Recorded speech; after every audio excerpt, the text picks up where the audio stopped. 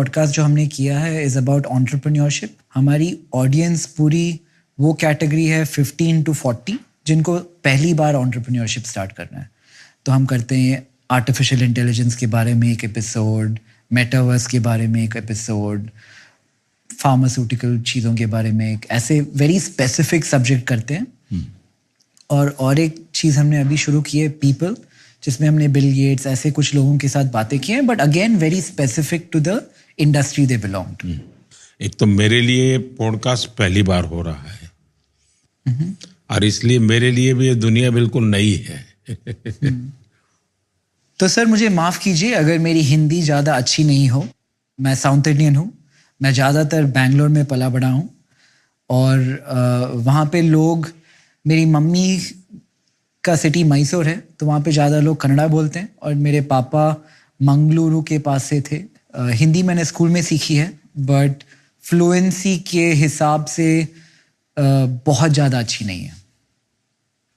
और लोग कहते हैं कि ज़्यादातर कम्युनिकेशन नॉन वर्बल होती है, जो लोग एक दूसरे को देख के समझ जाते हैं। तो I think we should be fine.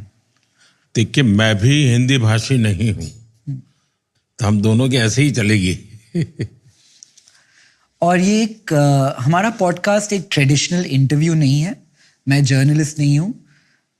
हम ज़्यादातर उन लोगों से बातें करते हैं जिन्हें पहली बार एंटरप्रेन्योरशिप करनी हो। तो हम उन्हें ये बताते हैं कि एक इंडस्ट्री में एंटरप्रेन्योर बनने के लिए क्या चाहिए, फंडिंग पहली बार कहाँ से मिले, उन्हें कहाँ से सीखने के लिए मटेरियल मिलेंगे ऑनलाइन। तो हम उस जोन से आ रहे हैं।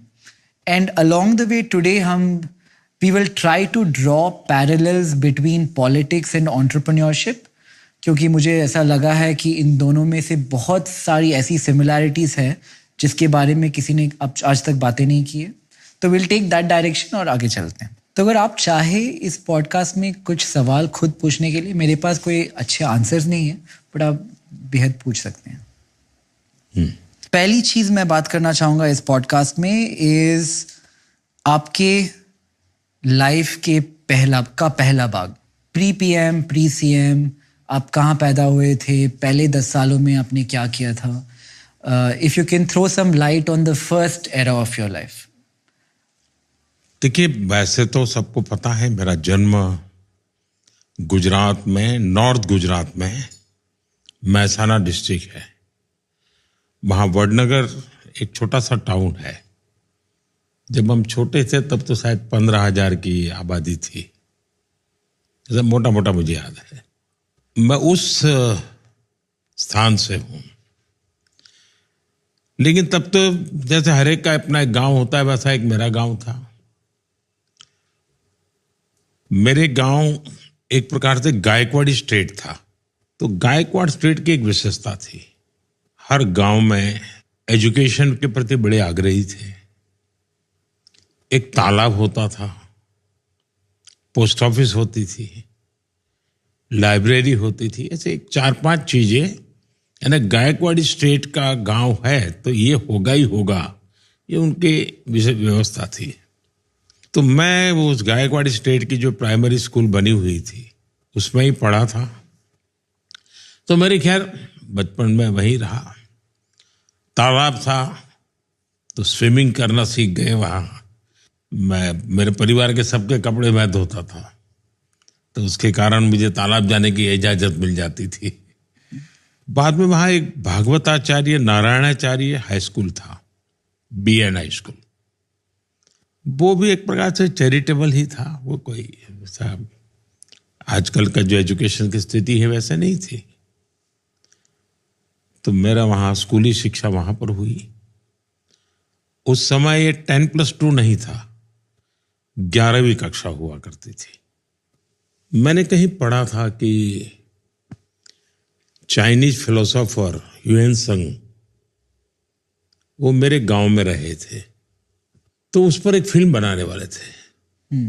तो मैंने उस समय शायद उनकी यहाँ एम्बेसी को या किसी को चिट्ठी लिखी थी कि भाई आपने कहीं पढ़ा है कि आप ह्यूएन त्संग के लिए फिल्म बना रहे हैं। तो मेरे गांव में वो रहते थे, अब उसको भी जिक्र कहीं करना, ऐसा करके मैंने कुछ प्रयत्न किया था। वो बहुत साल पहले की बात है। उसके पहले मेरे गांव में एक रसिक भाई दवे करके थे।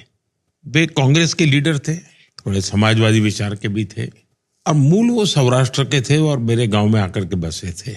वो हम स्कूल को बच्चों को कहते थे कि देखो भाई, तुम कहीं पर भी जाओ और कोई भी पत्थर तुम्हें मिले जिस पर कुछ लिखा हुआ हो या कहीं कुछ उस पर नक्काशी की हुई हो, तो वो पत्थर इकट्ठे करके स्कूल के इस कोने में डाल देना।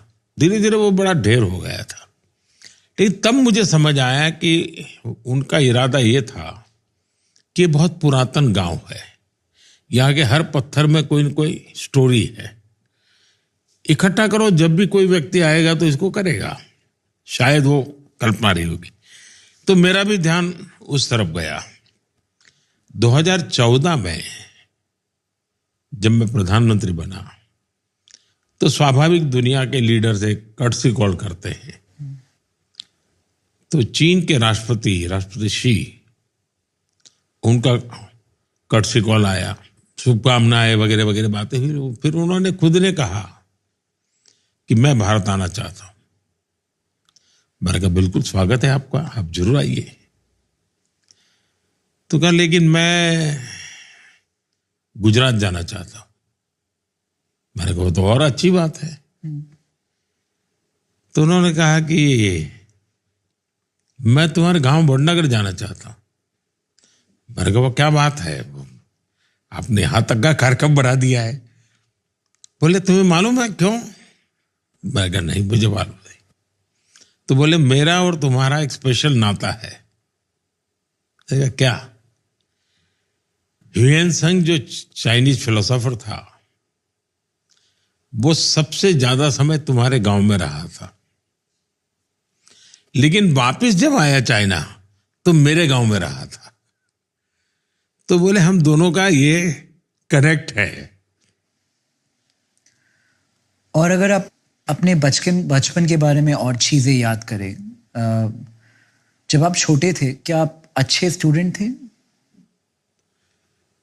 आपके इंटरेस्ट क्या थे इस टाइम? मैं एक बहुत ही सामान्य विद्यार्थी रहा। मैं कोई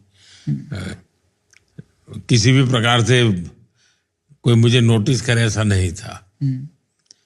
लेकिन मेरे एक टीचर थे वेलजी भाई चौधरी करके, वो मेरे प्रति बहुत वो रखते थे। तो एक दिन वो मेरे पिताजी को मिलने गए थे। मेरे पिताजी को कह रहे थे इसके अंदर इतनी टैलेंट है, लेकिन ये कोई ध्यान नहीं केंद्रित करता है, ऐसे ही है, जब आती बातें की चीजें करता रहता है। तो बोले हर चीज इतनी जल्दी ग्रास्प करता है, लेकिन फिर अपनी दुनिया में खो जाता है। तो वेलजी भाई की मुझसे बहुत अपेक्षा थी, मेरे वेलजी भाई चौधरी की। तो मेरे टीचरों का मुझ पर प्यार बहुत रहता था। लेकिन मुझे ज्यादा पढ़ना है, अगर उसमें कंपटीशन का एलिमेंट है तो मैं शायद उससे दूर भागता था। मुझे कोई उसमें रुचि नहीं थी। ऐसे ही परीक्षा पास कर लो भाई, निकाल दो, ऐसा ही रहता था। लेकिन और एक्टिविटी में बहुत करता था। कुछ भी नई चीज है तो उसको तुरंत पकड़ लेना, ये मेरा नेचर था। सर, आपके कोई ऐसे बचपन के दोस्त हैं जो अभी भी आप टच में रहते हैं?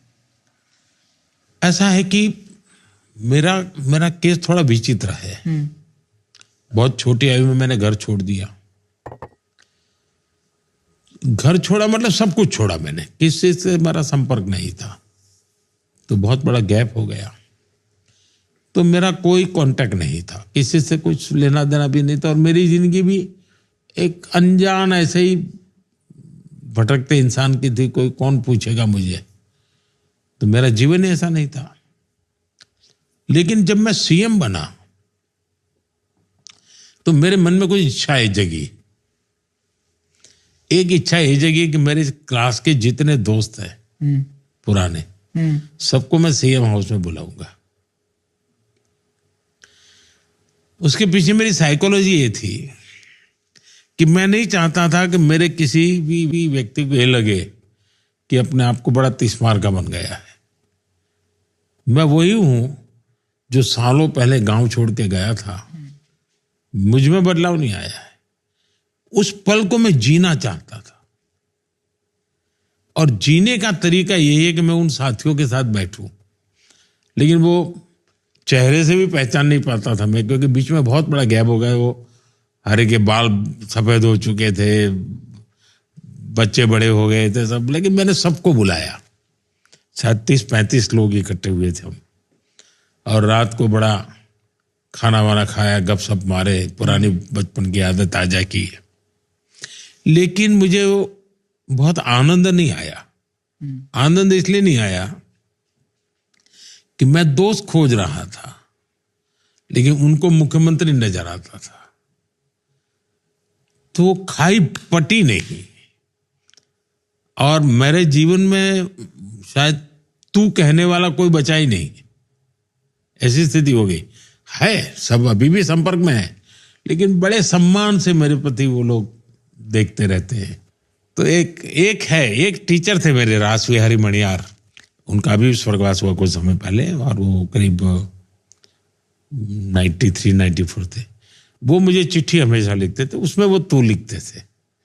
बाकी तो एक इच्छा, मैं सीएम बना तो एक थी कि मैं अपने स्कूल के दोस्तों को बुलाया।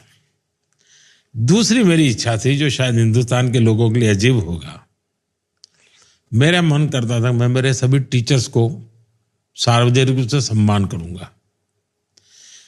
तो मुझे बचपन से जिन्होंने पढ़ाया है और स्कूली शिक्षा तक जो भी मेरे टीचर रहे, मैंने सबको ढूंढा, और सीएम बनने के बाद उनका बहुत बड़ा सार्वजनिक सम्मान किया मैंने।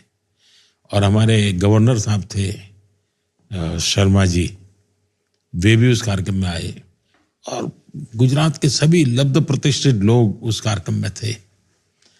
और मैं, एक मैसेज मेरे मन में था कि मैं जो कुछ भी हूं, इनका भी कुछ न कोई योगदान है मुझे बनाने में। कोई मेरा बाल मंदिर के टीचर रहे होंगे, कोई सबसे बड़ी आयु के टीचर 93 ईयर के थे।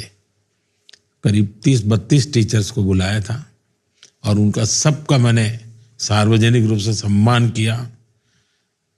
और मेरे जीवन की वो बड़ी अच्छी पल थी कि मेरे मन में लगता नहीं है। फिर मैंने एक दिन मेरे जीवन में किया, मेरा जो बृहद परिवार था, मेरे भाई, उनके संतान, बहन, उनके संतान, जो भी परिवार के लोग, क्योंकि उनको भी मैं पहचानता नहीं था, क्योंकि मैं छोड़ चुका था।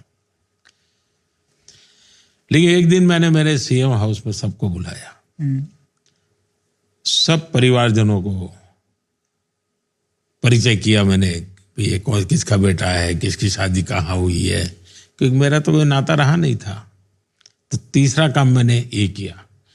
चौथा, मैंने जब संघ के जीवन में मैं था, तो शुरू में जिन परिवारों में मुझे खाना मिलता था, खाना खाने जाता था, कई परिवार थे जो इन्होंने मुझे खिलाया पिलाया। तो जीवन भर मेरा अपना तो कोई खाने की व्यवस्था नहीं थी, ऐसे ही मैं खाता था। तो उन सबको मैंने बुलाया था।